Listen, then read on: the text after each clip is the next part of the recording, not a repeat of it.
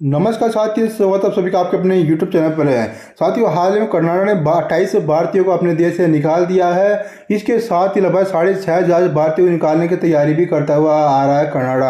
आखिर में माजरा क्या है, कैसे भारतीयों को निकाला जा रहा है, आखिर में उसके पीछे क्या कारण हो सकता है, क्या क्या चीज़ों की वजह से यहाँ पर भारतीयों को कनाडा से निकाला जा रहा है, सभी चीज़ों के बारे में एक एक करके बातचीत करेंगे। आपको वीडियो को लाइक कर देना, चैनल को सब्सक्राइब कर लेना है, साथ ही बेल नोटिफिकेशन भी ऑन कर लेना है। आपको क्या लगता है, क्या भारतीयों को कनाडा से निकालना सही रहेगा फिर नहीं रहेगा? आप अपनी राय कमेंट बॉक्स में जरूर से जरूर बता दीजिएगा। शुरुआत करते हैं आज की इस वीडियो के बारे में। साथ ही यहाँ पर आप क्लियर तरीके से इस मैप की जरिए देख सकते हो कि यहाँ पर कनाडा का एरिया बहुत ज़्यादा है। वहाँ पर बहुत ज़्यादा अलग अलग देशों के लोग भी रहते हैं, लेकिन वहाँ पर हाल ही में बात करते हैं यहाँ पर भारतीय की संख्या बहुत ज़्यादा बढ़ती हुई जा रही है। खास करके पंजाब का जो एरिया है, पंजाब का एरिया के बहुत सारे लोग यहाँ पर कनाडा में विराजमान रहते हैं, यानी कि कनाडा में रहते हैं। उसके साथ ही यहाँ पर परसेंटेज के बारे में बात करते हो, यहाँ पर आप क्लियर तरीके से देख सकते हो कि कौन कौन सी कास्ट के लोग, कौन कौन से धर्म के लोग यहाँ पर कनाडा के अंदर रहते हैं। बात करें यहाँ पर सिखिज्म के बारे में, बात करें यहाँ पर लगभग 36% सिखिज्म यहाँ पर रहते हैं। साथ ही वहाँ पर हिंदुइज्म के 31% के आसपास लोग वहाँ पर रहते हैं, जो हिंदू हैं, यानी कि सिख भाई वहाँ पर 36% रहते हैं, हिंदू लोग वहाँ पर 31% रहते हैं। साथ ही क्रिश्चियन जो लोग हैं वह 12% रहते हैं। साथ ही जो इस्लामिक लोग हैं वो 11% कनाडा के अंदर रहते हैं।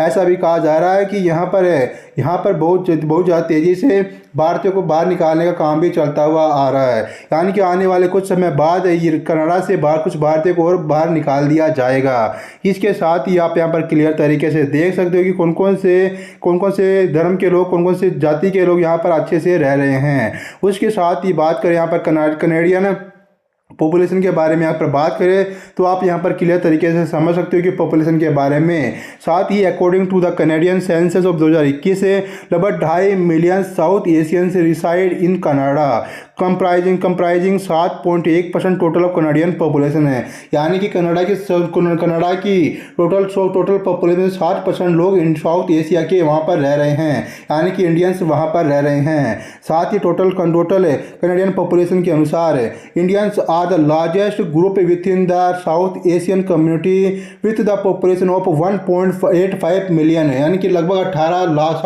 लाख है यहाँ पर हिंदुस्तानी वहाँ पर रह रहे हैं। साथ जिनका लगभग 5.1% कनाडियन पॉपुलेशन के अनुसार दिखाया जाता है। इसके साथ ही वहाँ पर कुछ लोगों को बाहर में निकाला जा रहा है। In addition according to data release by Immigration Refugees and Citizenship Canada IRCC के अनुसार साल 2022 के अंत तक लगभग 2,26,450 इंडियन स्टूडेंट्स वहाँ पर गए थे, साथ ही स्टडी के लिए। उसके साथ यहाँ पर एनुअल रिपोर्ट के अनुसार, साल 2022 के एनुअल रिपोर्ट के अनुसार 1,27,933 से इंडिया के लोग वहाँ पर परमानेंट रेजिडेंट के रूप में वहाँ पर रहने लग गए थे। साथ ही वहाँ पर लगभग पॉपुलेशन के बारे में बात करें, लगभग 18.6% टोटल इंडियंस वहाँ पर रह रहे हैं साल 2021 के मुताबिक, जिनकी पॉपुलेशन है 2.46 लाख बताई जा रही है। आप यहाँ पर क्लियर तरीके से देख सकते हो कि कौन कौन से देशों के लोग, कौन कौन सी धर्म के लोग वहाँ पर कनाडा के अंदर मौजूद है।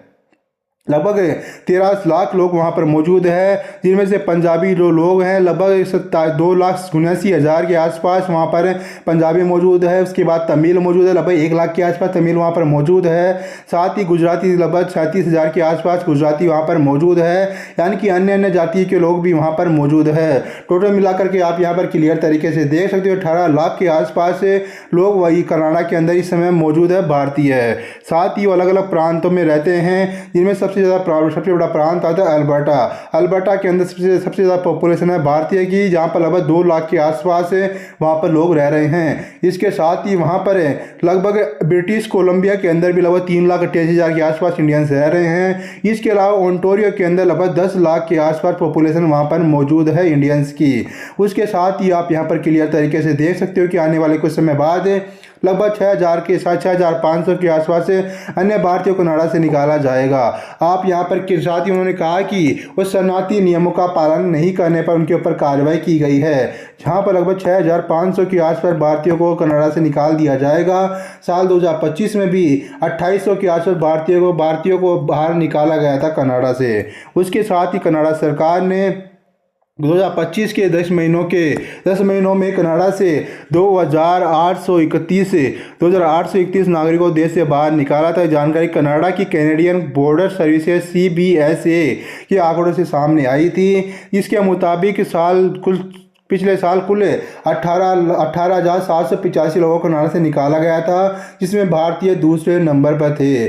सबसे ज़्यादा 3,972 लोग मैक्सिको के थे जिनको बाहर निकाला गया था। उसके साथ ही 29,542 लोगों को निकालने की प्रक्रिया भी चल रही है। इसमें लगभग 6,500 के आसपास भारतीय भी इसमें शामिल है। कनाडा सरकार ने बताया कि जिन लोगों को निकाला गया है उनमें से कई पर क्रिमिनल मामले भी थे, लेकिन बड़ी संख्या उन लोगों की थी जिन्होंने शरणार्थी जाओ से जुड़े नियमों का सही तरीके से पालन नहीं किया था। ऐसा कहा जा रहा है कि साल 2005 कनाडा ने 5 साल में 64,681 लोगों को देश से बाहर निकाला था, जिसमें आंकड़ा बढ़ता हुआ जा रहा है। आप यहाँ पर एक मैप के जरिए देख सकते हो कि कैसे आंकड़ा बढ़ता हुआ जा रहा है। यानी कि साल 2025 जो जनवरी से अक्टूबर महीने के मध्य ही 18,785 लोगों को कनाडा से बाहर निकाला जा चुका है। यानी साल 2026 में यह आंकड़ा बढ़ने के भी अनुमान लगाए जा रहे हैं। साथ ही अब बात करें आखिरकार में कनाडा किन तरीकों से बाहर निकालता है, उसके पीछे क्या कारण हो सकते हैं। साथ ही कनाडा ने किसी देश को बाहर निकालने के 3 तरीके होते हैं,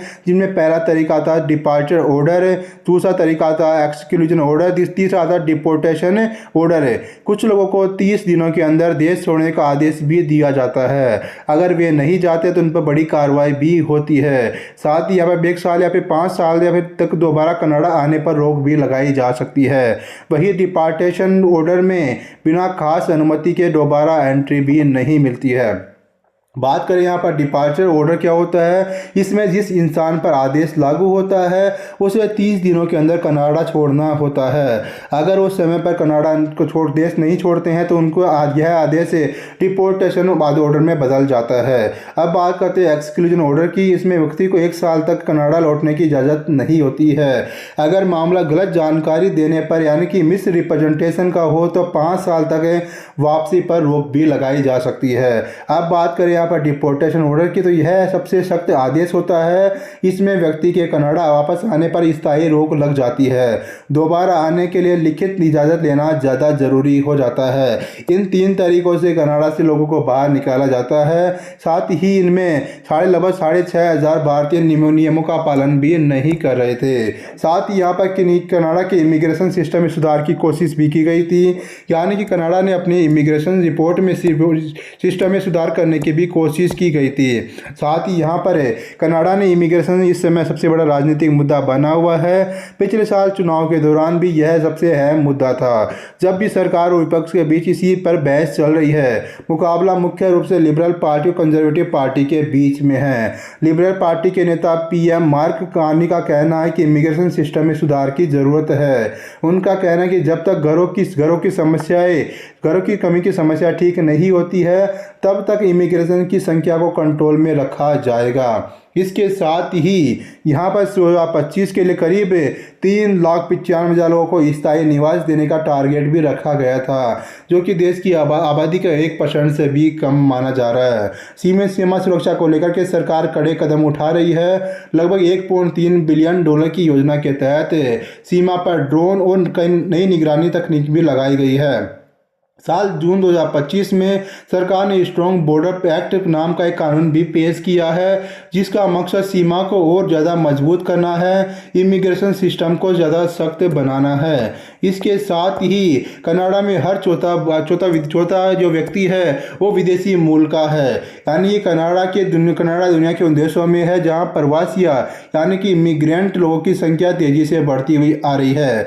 साल 2021 की आधिकारिक जनगणना के मुताबिक कनाडा में लगभग 83.6 लाख यानी कि 8.3 मिलियन लोग विदेश में जन्मे हैं, जो देश की कुल आबादी का लगभग 23% है। यह आंकड़ा यहाँ पर कनाडा ने जारी किया था, कनाडा की स्टैटिस्टिक ने जारी किया था। साथ ही ऐसा कहा जा रहा है कि कनाडा की अर्थव्यवस्था और जनसंख्या वृद्धि में प्रवासियों का काफ़ी ज़्यादा रोल भी माना जाता है। लेकिन हाल के सालों में इस मुद्दे पर बहुत ज़्यादा बहस भी हो चुकी है।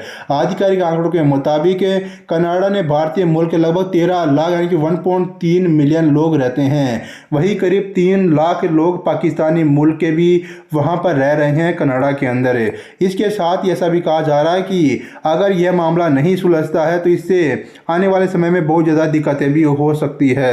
यानी कि आने वाले समय में अगर इन देशों को लोगों को निकाला नहीं जाएगा, खास करके पाकिस्तानी लोगों को देश से नहीं निकाला जाएगा, कनाडा से निकाला नहीं जाएगा, तो वहाँ पर हालात ख़राब भी हो सकते हैं। कनाडा सरकार विदेशी छात्रों को PhD के लिए बुला रही है। कनाडा सरकार एक तरफ जहाँ शरणार्थियों की संख्या कंट्रोल करना चाहती है, तो वहीं विदेशों में से ज़्यादा मास्टर्स और PhD करने वाले छात्रों को बुलाना भी चाहती है। यानी कि कनाडा एक तरफ कह रही है कि यहाँ पर हम ऐसे लोगों को बाहर निकालेंगे जो शरणार्थी नियमों का पालन नहीं कर रहे हैं। उसके साथ ही दूसरी तरफ ऐसे लोगों को आमंत्रित भी कर रही है कि यहाँ पर आइए, हम हमारे यहाँ पर PhD और साथ ही यहाँ पर मास्टर्स की डिग्री के लिए आप यहाँ पर पढ़ाई भी कीजिए। साथ ही द ग्लोबल एंड मेल की रिपोर्ट के मुताबिक इसके लिए इमिग्रेशन विभाग सोशल मीडिया पर प्रचार भी करता हुआ आ रहा है। यानी कि ऐसा बताया गया है कि अगर छात्र कनाडा पढ़ने जाएंगे तो उनके परिवार वाले भी साथ आने के लिए आवेदन कर सकते हैं। यह कदम इसलिए उठाया गया है कि पिछले 1 साल में कनाडा आने वाले विदेशी छात्रों की संख्या काफ़ी कम हो गई थी। साथ ही इमिग्रेशन और रिफ्यूजी और सिटीजनशिप कनाडा के मुताबिक साल 2025 में पिछले साल के मुकाबले 61% कम छात्र वहां पर आए थे। जनवरी 2024 में सरकार ने विदेशी छात्रों की संख्या पर लिमिट लगा दी थी, यानी कि जिसके बाद कुल छात्रों की संख्या करीब 1/3 घट गई थी, जिस वजह से कनाडा की सरकार वापस से उन मुद्दों को वापस उठाना चाहती है। दुनिया भर से लोगों की करे कि आप यहाँ पर आइए, PhD कीजिए, साथ ही मास्टर डिग्री हासिल कीजिए। साथ ही आप अपने साथ साथ अपने पेरेंट्स को भी यहाँ पर आने के लिए आमंत्रित कर सकते हैं। यानी कि आप अपने स्टूडेंट्स के साथ ये पेरेंट्स को यहाँ पर आने की इजाज़त भी मिल रही है।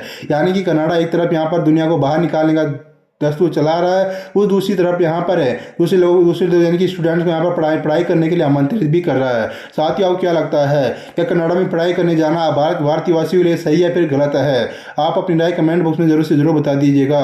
अगर आपको यह वीडियो अच्छा लगा तो वीडियो को लाइक कर दीजिएगा, चैनल को सब्सक्राइब कर लीजिएगा। अगर आप यहाँ तक वीडियो देखें तो आपके बहुत बहुत धन्यवाद।